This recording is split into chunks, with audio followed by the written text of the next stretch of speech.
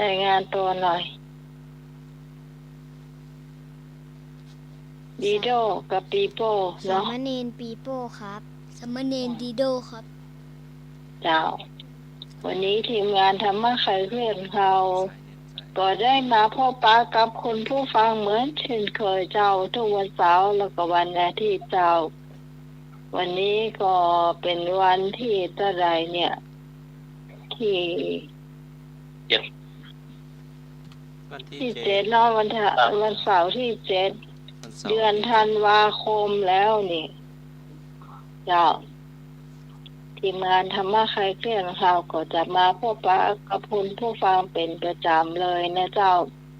คุณผู้ฟังเคยตอบปัญหาที่เสาร์ที่แล้วนี่ก็วันนี้ก็ต้องมาแข่งกันเหมือนเดิมนะเจ้าวันนี้ก็มีคนลุ้นกันนักเหมือนกันเนอะเท่าที่คุณผู้ฟังเปิ้นโทรมาตัวถ้าเปิ้นบ่ได้โทรเข้ามานะอยู่ตะมั่นลุ้นเจ้าคอยให้กำลังใจนะเจ้าขอบคุณเจ้านักเหมือนกันเจ้าสำหรับวันนี้ข้าเจ้าพี่สมัยสุริโยดรนะเจ้าก็มาเป็นผู้ดำเนินรายการในช่วงนี้เจ้าต่อไปนี้ก่อนนิมนต์พระอาจารย์สมัครเจ้า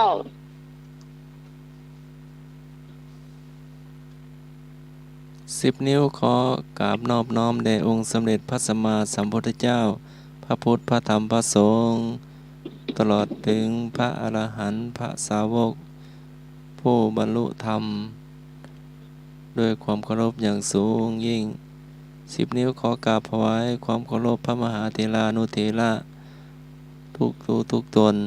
มีหลวงพ่อพระครูโคสิทธิปริยัติยาภรณ์หลวงพ่อพระครูปริยัติยานุศาสตร์หลวงพ่อพระครูสมุวิศวัตวรกิจโจหลวงพ่อเจ้าวาดวัดไฟหินแล้วก็หลวงพ่อเจ้าวาด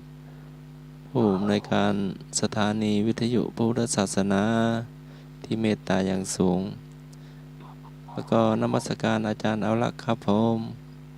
ผมนมัสการครับครับเจริญพรโยมมิตรสมัยนมัสการเจ้าลุงหน่วยตัวนื้อครับผมนมัสการครับผมเจ้าท่านฟังทางบ้านทุกท่านนื้อแล้วก็สมณเณรน้อย2 ตนขอเจริญพรครับนิมนต์ขอกราบน้อมอย่างคุณพระติตาไรรัตนพานแพ้วพระแก้วเจ้าทั้ง3ประการหมายมีพระพุทธพระธรรมพระสงฆ์อันเป็นสารณะที่เปิ่งของหมู่เฮาทั้งหลายขอกราบไหว้สาบุญญาปารมีธรรมท่านอาจารย์ท่านพระครูสมุวิศวัตวรกิจโจผู้อำนวยการสถานีวิทยุคลื่นพระพุทธศาสนาการศึกษาและวัฒนธรรม104.50 ท่านเจ้าอาวาสวัดไผ่หินพร้อมไปด้วยพระสงฆ์องค์เณรทุกรูปทุกองค์ด้วยความเคารพอย่างสูงสุดยิ่งครับผมขอกราบนมัสการท่านอาจารย์ท่านพระครูใบดิกาสมัครญาณสีโลด้วยความเคารพครับผมครับผมนมัสการนะครับปฏิลูกเณรทั้ง2 รูป 2 องค์ครับนมัสการครับนมัสการครับครับผม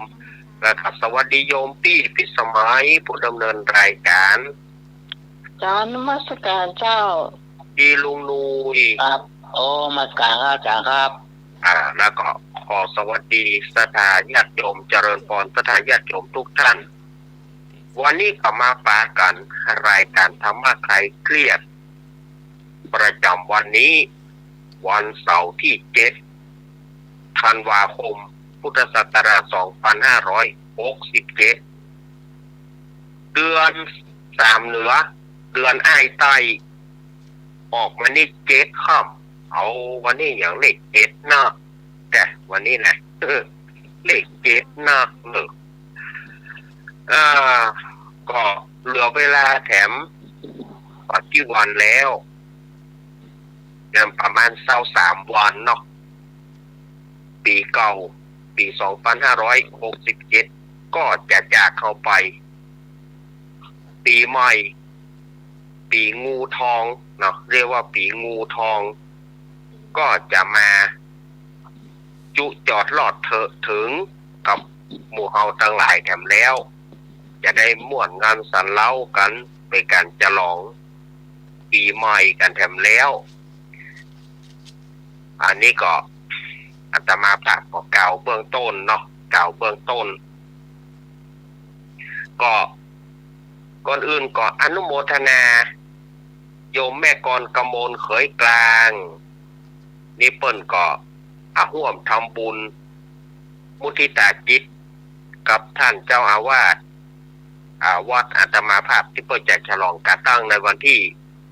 23ที่จะถึงนี้เปิ้นร่วมทำบุญจำนวนปัจจัย200 บาทขออนุโมทนากับโยมแม่กรกมลเนอร์เพราะว่าเปิ้นโอนมาแต่เจ้าเนาะได้ครับไปที่เรียบร้อยเพื่อบ่ให้เป็นการเสียเวลาก็เดี๋ยวนิมนต์ลูกเนนรายงานตัวก่อนนะครับ แล้วก็ต่อด้วยลุงหนุ่ยเนาะนิมนต์ลูกเนนลูกเนน2 รูปนะครับนิมนต์องค์ใดองค์หนึ่งเริ่มก่อนเลยนะครับ นิมนต์ครับ ขอกราบพระพุทธเจ้า แล้วกราบผมหลวงพ่อเจ้าอาวาสนมัสการอาจารย์เอารักษ์ ครับสวัสดีครับ เจริญพรโยมพี่ไหม ลุงหนุ่ยโตย ครับผม นักศึกษาเจ้า กับผมสามเณรปีโป้ครับ ครับ ปนมือปนมือ ตรง10 นิ้ว ขอกราบพระเจ้า ขอกราบพระพุทธเจ้า แล้วก็ กราบหลวงพ่อเจ้าว่า แล้วกราบหลวงพ่อเจ้าอาวาสแล้วก็ อาจารย์สมัยเรารับ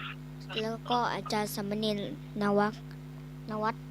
ครับสวัสดีครับ เอาละครับ ขออภัยครับ หน้าไม้ สวัส เจ ดี ริญ ครับ พรหน้าใหม่ครับ เจ้า เจอ เดินพรลงหน่อย เจริญพรลุงหนุ่ย ครับนมัสการครับผม ก็ผมสามเณรดีโดครับ ครับ เดี๋ยวลุงหนุ่ยเลยเนอะ ครับผมขอบคุณครับ ครับขอกราบนอบน้อมพระเถระนุเถระทุกตัวนุองค์ครับครับขอกราบนมัสการพระอาจารย์โพสมุวิศวัตรและโจครับผมเมตตาเวลาธรรมะใครเจ็บครับผมขอกราบนมัสการพระอาจารย์พระครูบาริการอาจารย์มาครับผมครับ เจ้าลุงหน่วย กราบนมัสการพระอาจารย์เอาละครับผมครับ พี่ลุงหนุ่ย สวัสดีพี่สมัยครับ เจ้า โอ้ลืมว่าสวัสดีนมัสการนะเน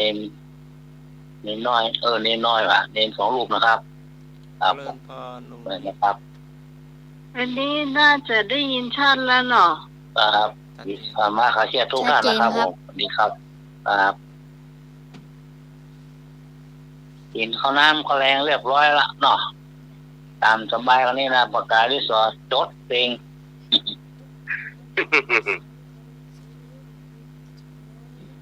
ทำการบ้านมาดีกว่าอย่างว่านั่นเลยเนาะ ครับ